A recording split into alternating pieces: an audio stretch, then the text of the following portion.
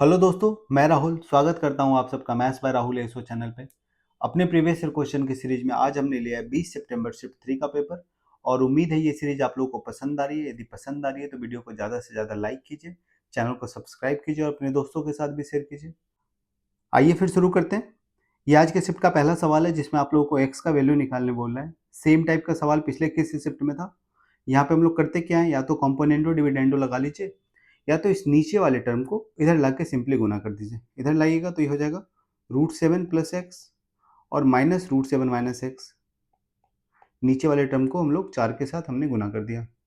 अब हम क्या करेंगे, √7 प्लस एक्स वाले टर्म को एक तरफ लिख लेंगे और √7 माइनस एक्स वाले टर्म को एक तरफ लिख लेंगे। तो ये हो जाएगा √7 प्लस एक्स 4 टाइम्स है 4 बार और यहाँ पे एक बार, तो एक तरफ करेंगे तो ये हो जाएगा 3 into √7 minus sorry plus x. ठीक है, और ये -4 इंटू √7 माइनस एक्स यहाँ पे है और यहाँ पे प्लस में √7 माइनस एक्स है।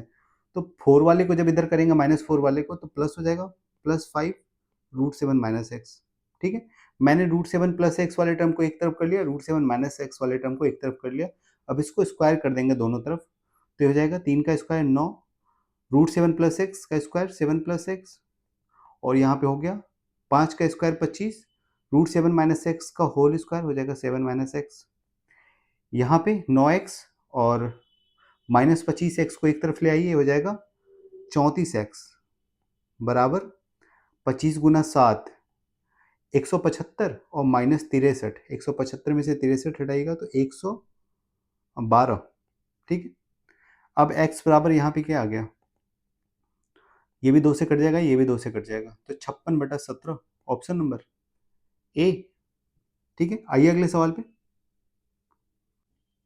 ये अगला सवाल है, इसमें बोल रहा है कि 16,000 रुपये पे 20% प्रतिवर्ष की दर से 9 महीने के लिए चक्रवृद्धि ब्याज कितना होगा यदि इसे त्रैमासिक रूप से संयोजित किया जाता है। मतलब ये क्वार्टरली कंपाउंडेड होता है, हर एक 3 महीने पे कंपाउंडेड हो जाता है। मतलब हर 3 महीने पे जो इंटरेस्ट है वो प्रिंसिपल के साथ जुड़ जा रहा है। तो आप देखिए यहाँ पे जो रेट ऑफ इंटरेस्ट दिया हुआ है 20% पूरे 12 महीने का, एक साल का रेट ऑफ इंटरेस्ट है ना 20%।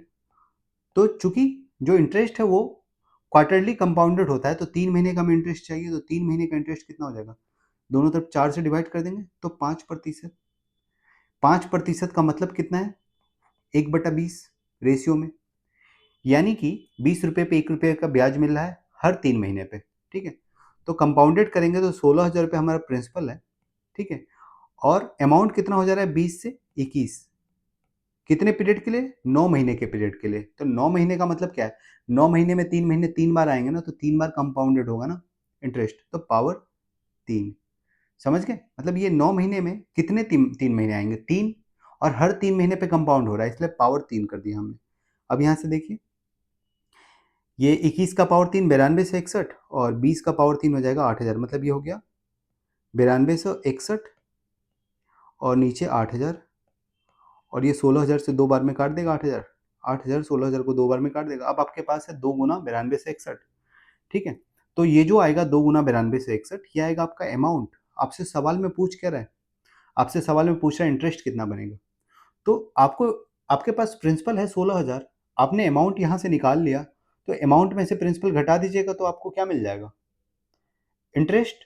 ठीक है, क्योंकि सिर्फ इंटरेस्ट पूछ रहा है, तो जब आपको घटाना ही है ना तो इनको गुना करके मत घटाइए। देखिए यहीं पे छोटी छोटी चीज़ों में जो है ना आप अपना समय बचा सकते हैं।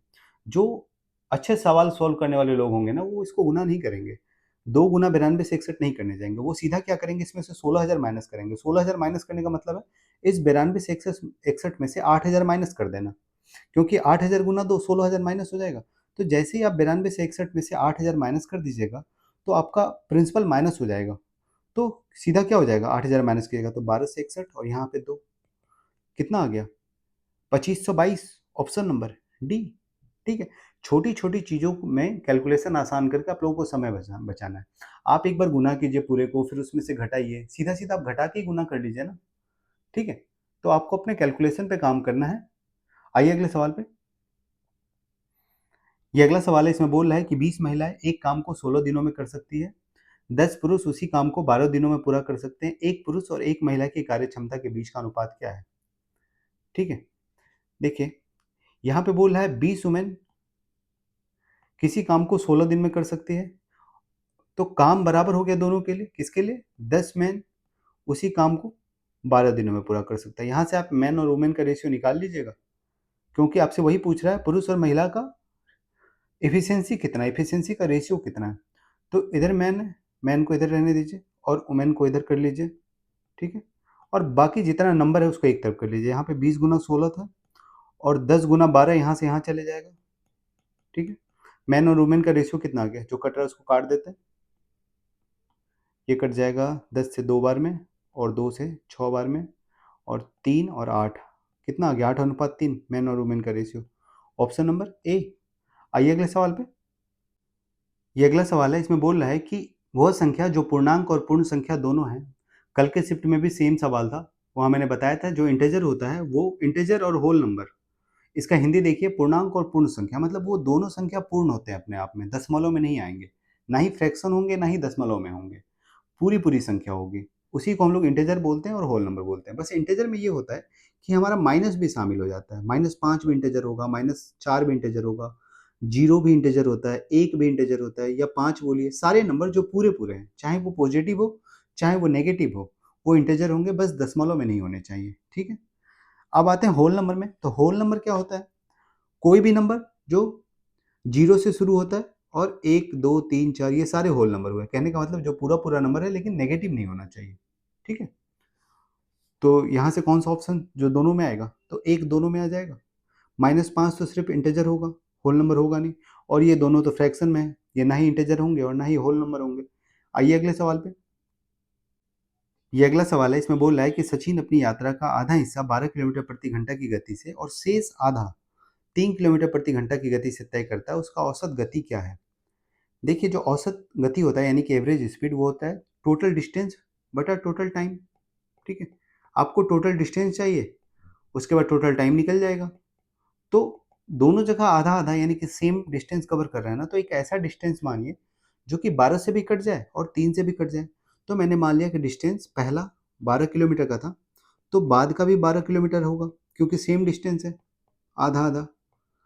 तो टोटल डिस्टेंस कितना हो गया? 12 12 24 किलोमीटर। टाइम कितना लगा? देखिए, इस 12 किलोमीटर को 12 की स्पीड से चलने में 1 घंटा लगेगा और 12 किलोमीटर 3 की स्पीड से चलने में 4 घंटा लगेगा। टोटल टाइम कितना हो गया? 5 घंटा। टोटल डिस्टेंस 24 यानी कि 24/5, इसको लिख सकते हैं 48/10 किलोमीटर प्रति घंटा, यानी कि ऑप्शन नंबर सी। आते हैं अगले सवाल पे। ये अगला सवाल है, इसमें बोल रहा है कि 6 सेंटीमीटर भुजा वाले घन में एक अर्धगोला उत्कीर्ण है। अर्धगोले का आयतन क्या है? यानी कि एक 6 सेंटीमीटर साइड का क्यूब है कुछ, ठीक है, इस तरह से। इसका जो साइड है वो 6 सेंटीमीटर है। इसके अंदर एक हेमिस्फीयर बनाया हुआ है, यानी कि अर्धगोला कुछ ऐसा, ठीक है।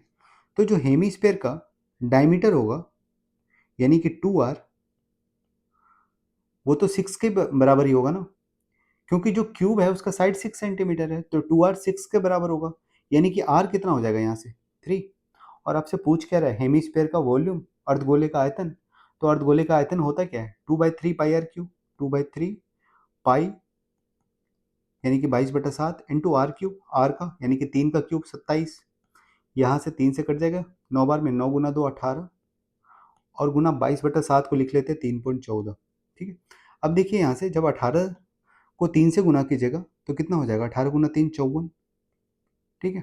प्लस ये 18 को जब आप लोग 14 से गुना कीजिएगा तो 2.52 आएगा, क्योंकि 18 गुना 14 कितना होता है? 252, लेकिन 14 दशमलव के बाद है ना, तो कितना आ जाएगा?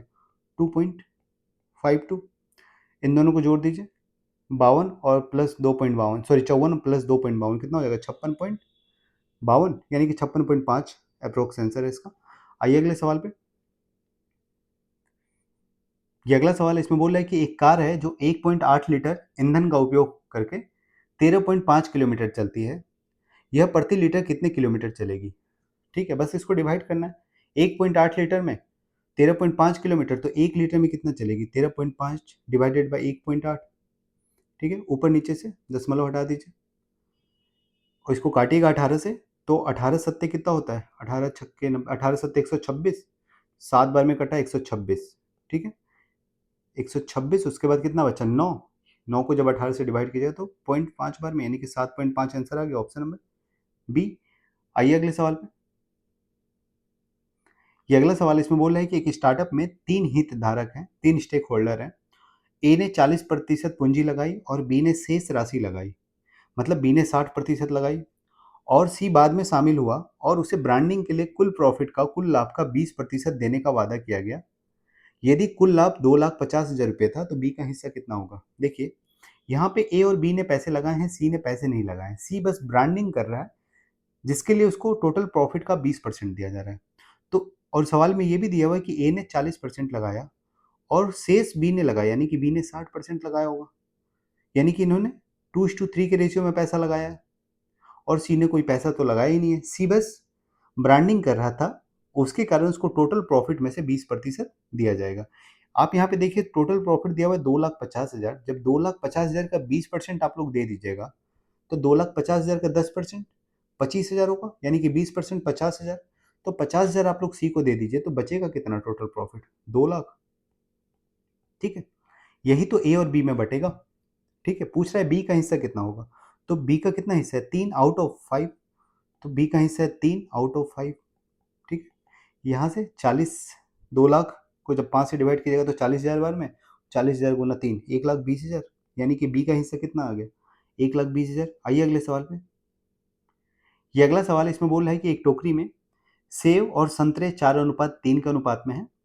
8 सेब निकालने और 6 संतरे जोड़ने के बाद नया अनुपात 1:1 हो जाता है।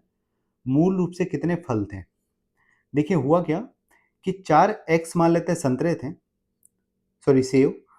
सेब और संतरे का अनुपात दिया हुआ है 4:3। तो मान लेते हैं 4x हमारे सेब थे, उसमें से जब 8 सेब निकाल लिया गया, -8 कर दिया गया।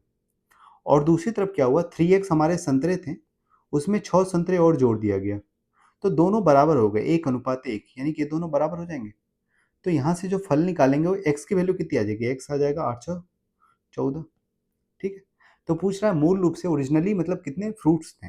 तो कितने थे? 4 3 7, 7x ही तो थे। x की वैल्यू आपने 14 निकाल ली, तो 7x 14 सत्ते 98। आइए अगले सवाल पे। ये अगला सवाल है, इसमें बोल रहा है कि एक त्रिकोणीय खिड़की का आयाम ऐसा है कि इसका क्षेत्रफल 200 वर्ग मीटर क्षेत्रफल वाली एक वर्गाकार खिड़की का 45% है। यदि इसका आधार 10 मीटर है तो इसकी ऊंचाई ज्ञात कीजिए। देखिए, सवाल सीधा सीधा ये है कि एक स्क्वायर है जिसका एरिया, मतलब स्क्वायर शेप की खिड़की है जिसका एरिया 200 स्क्वायर मीटर दिया हुआ है आपको।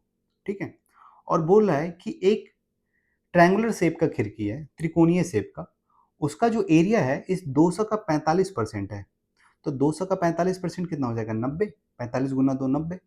यानी कि जो त्रिकोणीय खिड़की है उसका एरिया 90 है। तो पूछ रहा है त्रिकोणीय खिड़की के यदि आधार 10 है तो ऊंचाई कितनी होगी? तो सबसे पहले त्रिकोणीय खिड़की का एरिया कितना होगा? एरिया इक्वल टू होता है त्रिभुज का 1/2 इंटू बेस इंटू हाइट। और आपको एरिया दिया हुआ है 200 का 45% यानी कि 90 equal to 1/2 into base. Base भी दिया हुआ है 10 मीटर, आपसे हाइट पूछ रहा है बस। तो हाइट यहाँ से 18 मीटर आ जाएगा 2 से 5 बार में, और 18 पंचे 90। हाइट आपका आ गया 18 मीटर। आइए अगले सवाल पे। ये अगला सवाल इसमें बोल रहा है कि ए और बी एक साथ मिलकर किसी कार्य को 12 दिनों में पूरा कर सकते हैं। ए बी से 25% अधिक कुशल है। अकेले ए द्वारा कार्य का कितना प्रतिशत भाग पूरा किया गया? देखिए, जिसकी इफिशियंसी जितनी होगी वो उतना काम करेगा। ठीक है, यदि किसी की इफिशियंसी दोगुनी है तो वो दोगुना काम करेगा, और यदि किसी की इफिशियंसी आधी है तो वो आधा काम करेगा। बिल्कुल क्लियर है। यहाँ पे दिया हुआ है कि ए की इफिशियंसी 20 से 25% अधिक है, यानी कि 25% का मतलब है 1/4, यानी कि बी की इफिशियंसी 4 है तो ए की इफिशियंसी 5 है। तो आप कह सकते हैं कि यदि टोटल काम 9 हो रहा है तो उसमें अकेला ए 5 काम कर रहा है। तो सवाल यही है कि अकेला ए द्वारा कार्य का कितना प्रतिशत भाग पूरा किया जाएगा? तो यदि टोटल काम 9 है, 5 + 4, तो ए अकेला 5 भाग कर रहा है। ठीक है, इसका आपको परसेंटेज निकालना है। तो मैंने परसेंटेज चैप्टर में आप लोगों को बताया था कि 1/9 जो होता है फ्रैक्शन, उसका परसेंटेज वैल्यू होता है 11.11%। ठीक है, तो 5/9 का कितना हो जाएगा? 11.11 को 5 से गुना कर दीजिए, यानी कि 55.55%। यही तो होगा 5/9 फ्रैक्शन का percentage value, option number A. आइए अगले सवाल पे।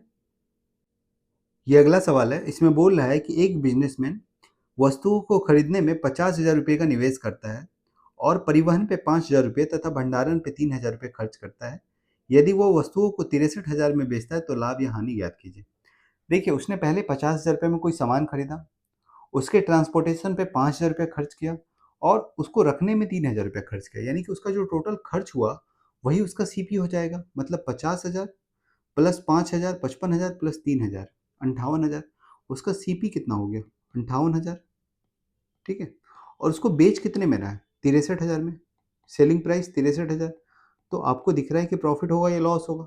तो प्रॉफिट ही हो रहा है, तो लॉस वाला तो ऑप्शन ही खत्म हो गया। ठीक है, जब भी आप कोई सवाल बनाइए ना तो एक बार पहले ऑप्शन देखिए। जब आप यहाँ पे ऑप्शन देखिएगा तो आपको दिखेगा आपके पास दो ही आंसर बच रहा है, ऑप्शन नंबर ए और ऑप्शन नंबर बी।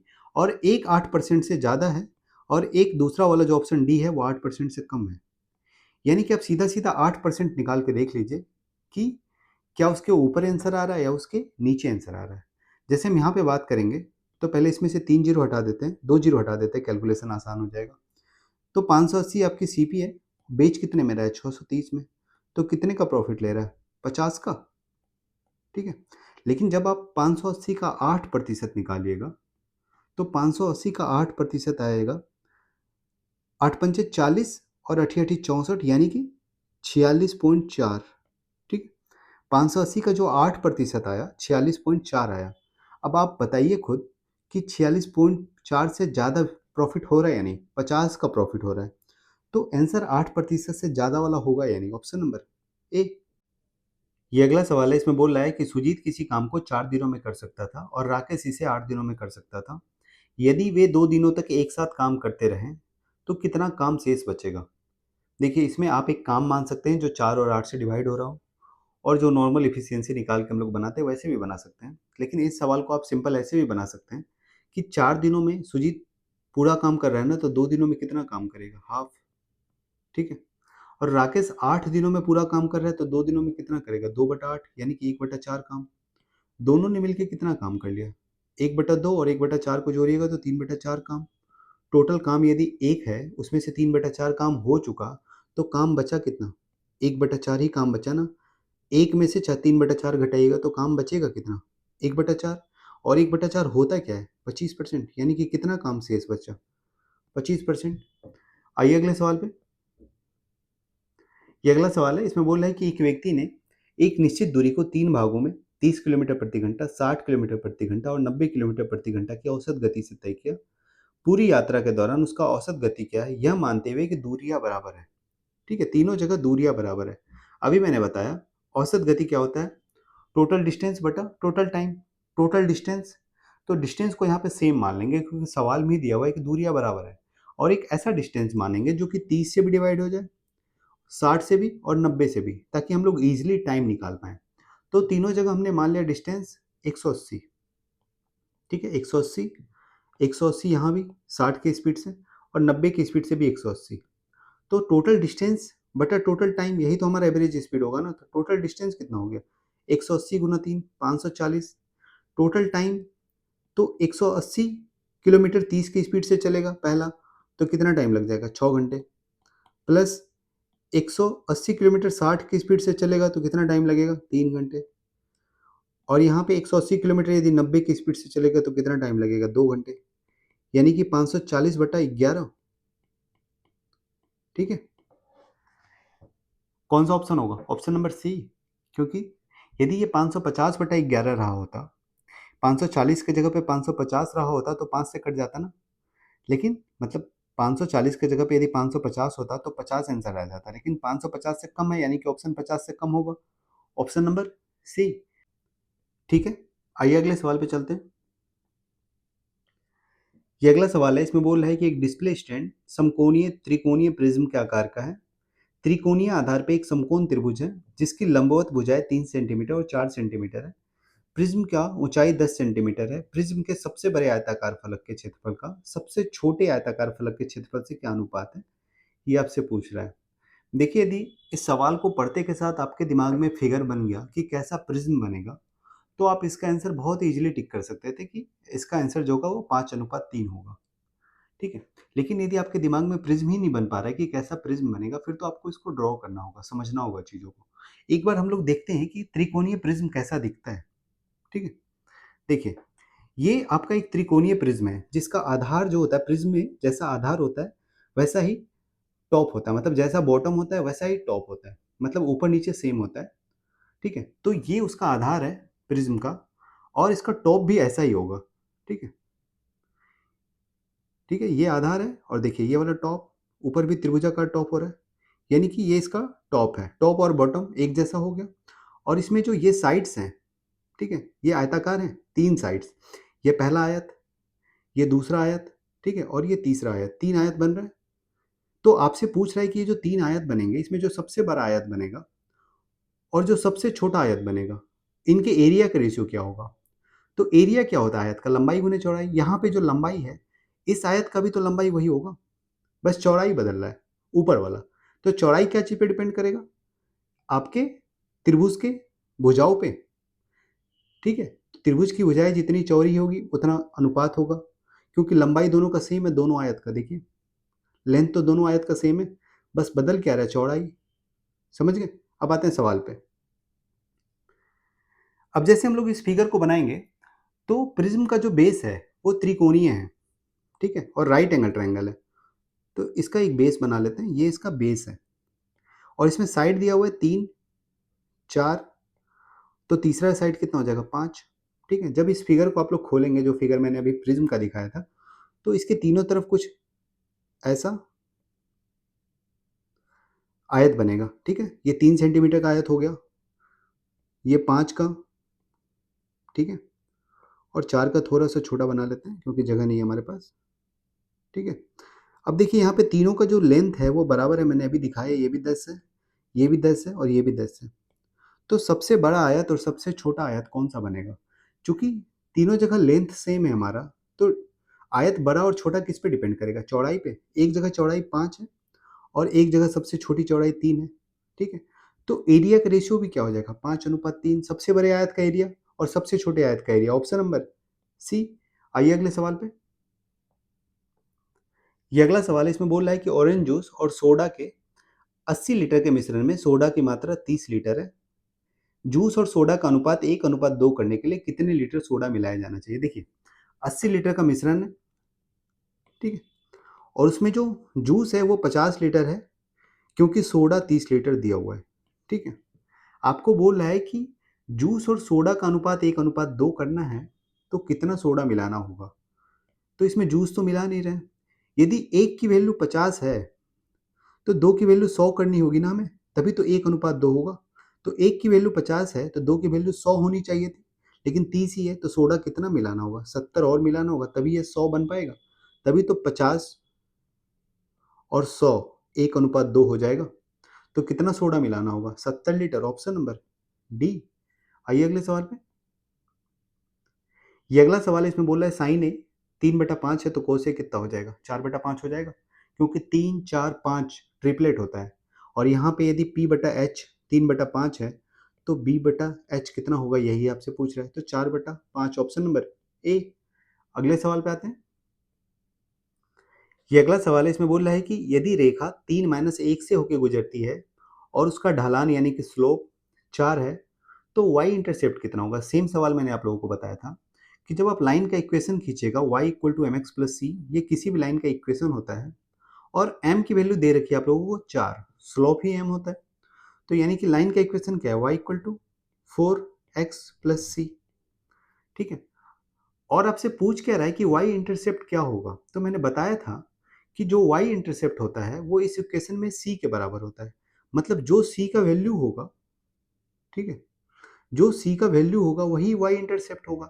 तो आप c का वैल्यू निकाल लीजिए, वही y इंटरसेप्ट आ जाएगा। तो c का वैल्यू निकालने के लिए यहाँ पे y और x का वैल्यू रखना होगा, यहाँ से 3-1 वैल्यू दिया हुआ है, इसी का यूज कीजिए आप लोग, 3-1।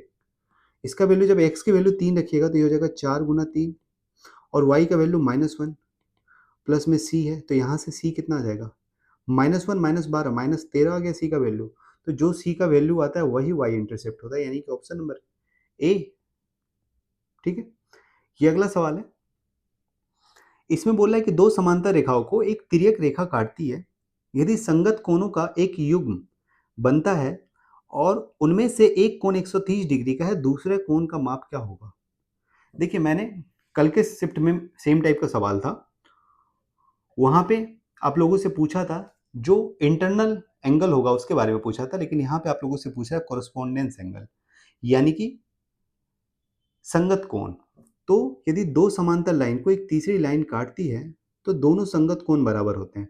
संगत कोण का मतलब ये है कि यदि ये एक कोण है x, तो ये दूसरा कोण बनेगा, ये भी संगत कोण होगा x।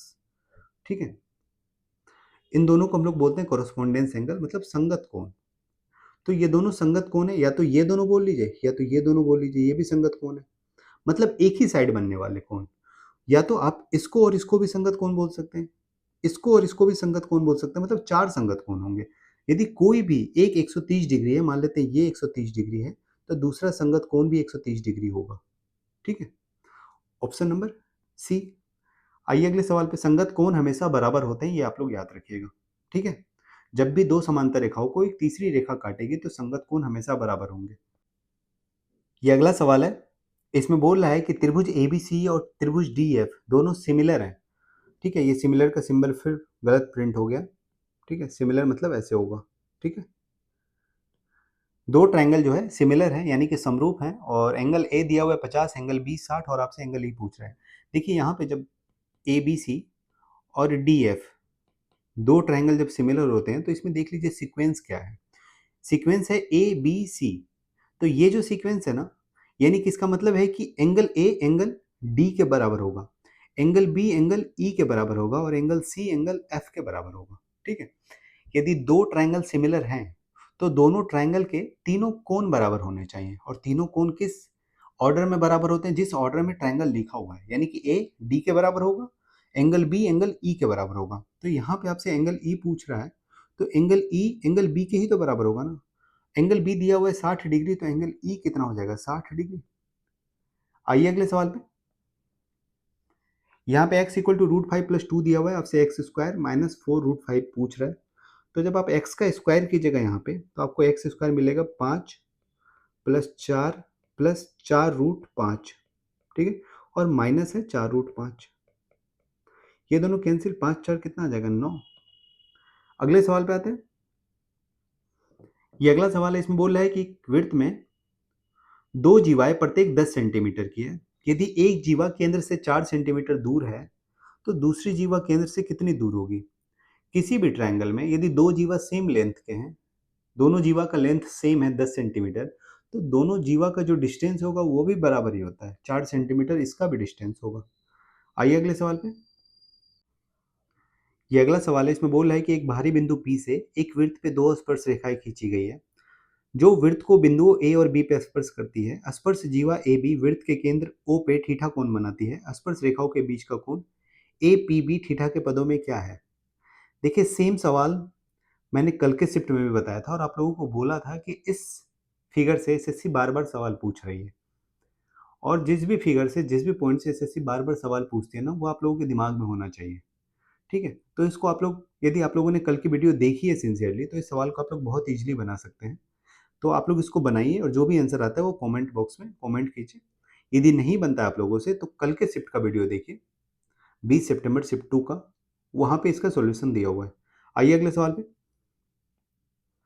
ये अगला सवाल है, यहाँ पे साइन ए 5/13 दिया हुआ है, और आपसे पूछ रहा है साइन ए का पावर 4 और कोस ए का पावर 4 का वैल्यू क्या होगा। देखिए, तो साइन ए यदि 5/13 है, तो अभी ऊपर के सवाल में हमने देखा था कि साइन ए क्या होता है? P/H, और कोस ए B/H। तो 5, 12 और 13 ट्रिपलेट होता है ना। ठीक है, तो साइन ए यदि 5/13 है तो कोस ए कितना हो जाएगा? 12/13। यानी कि हमें निकालना क्या है?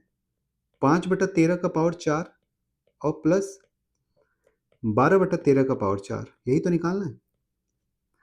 तो आप इसको लिख सकते हैं 5 का पावर 4 प्लस 12 का पावर 4/13 का पावर 4, कोई दिक्कत नहीं है। या तो आप इसको सॉल्व कीजिए, या तो इसको थोड़ा सा दिमाग लगा के आप लोग ऐसे ही बना सकते हैं। मैंने कल एक वीडियो डाला था जिसमें मैंने बताया था कैलकुलेशन को कैसे आप इजीली, मतलब यूनिक तरीके से कर सकते हैं। तो उसी कैलकुलेशन ट्रिक का हम लोग यूज करेंगे। मैंने वहाँ पे बताया था कि यदि कोई नंबर किसी संख्या से डिवाइड होती है, मान लेते हैं कोई नंबर 5 का मल्टीपल है, और उसको किसी दूसरे नंबर के साथ जोड़ा जाता है और जो रिजल्ट आता है वो भी 5 का मल्टीपल आता है, तो जो दूसरी संख्या जोड़ी गई थी, वो भी 5 का मल्टीपल होना चाहिए। कहने का मतलब ये है कि जब हम इस ऊपर वाले टर्म की बात करेंगे, ठीक है? तो इसमें एक नंबर 5 का मल्टीपल है, ठीक है? ये वाला नंबर जो है 5 का पावर 4 ये 5 का मल्टीपल है और दूसरा वाला नंबर 5 का मल्टीपल नहीं है। तो एक नंबर 5 का मल्टीपल है, दूसरे नंबर 5 का मल्टीपल नहीं हो और जब दोनों को ऐड कीजिएगा तो 5 का मल्टीपल आना ही नहीं चाहिए, यानी कि ऑप्शन नंबर ए आउट हो गया, ठीक है? अब देखिए, इन दोनों संख्याओं में 5 के पावर 4 और 12 के पावर 4 में 12 का पावर 4 जो है वो इवन है और 5 का पावर 4 ऑड है। कभी भी इवन और ऑड को जोड़ के इवन तो मिल नहीं सकता है। तो ऑप्शन नंबर बी और ऑप्शन नंबर डी दोनों आउट हो गया। आंसर क्या बचा? Option number C. ये आज का आखिरी सवाल है। इसमें जोड़ना है तो जोड़ तो आप लोग लीजिएगा ही। 3.45 6.78 यानी कि 10 पॉइंट समथिंग होगा और 0.2027 यानी कि ऑप्शन नंबर ए ही होगा। बिल्कुल क्लियर दिख रहा है, 10 पॉइंट समथिंग में एक ही ऑप्शन है। ठीक है, उम्मीद है आप लोगों को सीरीज पसंद आ रहा है। यदि पसंद आ रहा है तो वीडियो को ज़्यादा से ज़्यादा लाइक कीजिए, चैनल को सब्सक्राइब कीजिए और अपने दोस्तों के साथ भी शेयर कीजिए। मिलते हैं आप लोगों के साथ अगले शिफ्ट के साथ। तब तक के लिए बाय।